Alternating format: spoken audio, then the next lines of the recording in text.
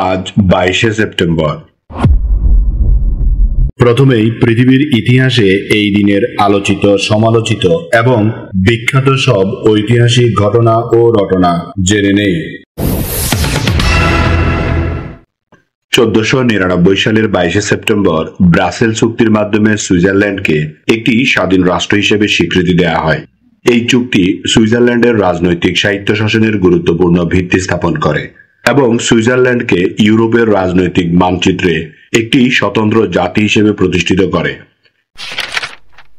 1599 সালের 22শে সেপ্টেম্বর লন্ডনের পাউন্ডস হলে 24 জন ব্যবসায়ী ভারতে ব্যবসা করার সিদ্ধান্ত গ্রহণ করেন।